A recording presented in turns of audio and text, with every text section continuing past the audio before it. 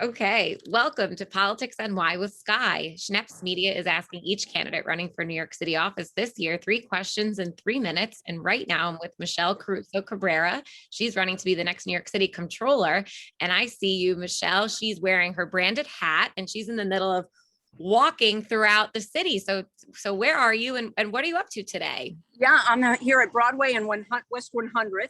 I started this morning. We're going to walk the entire length of Broadway today, me and my team. We started the northern tip of Manhattan, and we're going to go all the way to the southern tip. And why am I doing that? Because hashtag NYC is back. The city is coming back, and this is part of my message that we have to have a turnaround for New York City that is equitable, just, and inclusive.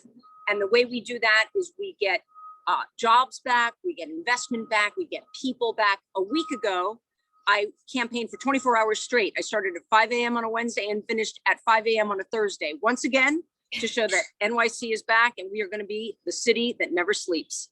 So Michelle, when you did that, where were you between midnight and 5 a.m. out of curiosity? Oh, there's all kinds of things. So there were 22 showings of Kong versus Godzilla at one of the movie theaters downtown. So we were outside the movie theater at 1 a.m. when the last showing got out. Then we went up to Hunts Point, which is where all the produce from New York City gets distributed to all the restaurants and all the supermarkets. They work 24 hours a day.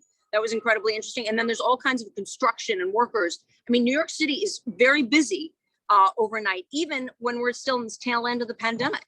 Yeah.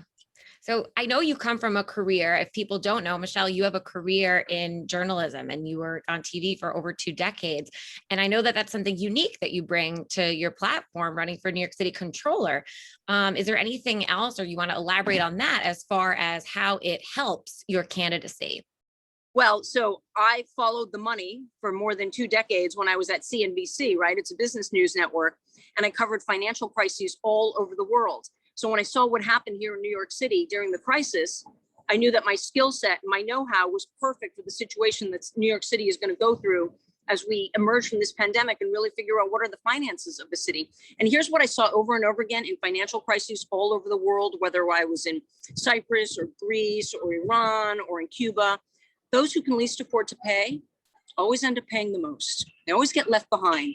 And if we're going to have a recovery for New York that leaves no one behind, we have got to not make the same mistakes that I have seen made over and over again. And that's why I'm running, because I have the skill set and the experience and the independence that's needed for this job to actually do the right things for all New Yorkers. Really cool. Michelle, is there any other fun fact that you want to share with everyone? Maybe something they don't know about you? Something fun that they don't know about me. Let me see. I love genealogy. I love the arts. I'm the president of the board of the Ballet Hispanico, which is our next stop. It's 50 years old as an institution here in New York. We have a company that travels all over the world and a school for students. And we do so many scholarships for kids who have a lot of potential for dance, but not a lot of money. And I'm so proud of that. We have a board meeting tonight, in fact. Awesome. Well, thank you for taking the stop on your journey down Broadway to be part of Schneps Media's 3 questions in 3 minutes. And I'm Sky with Politics NY.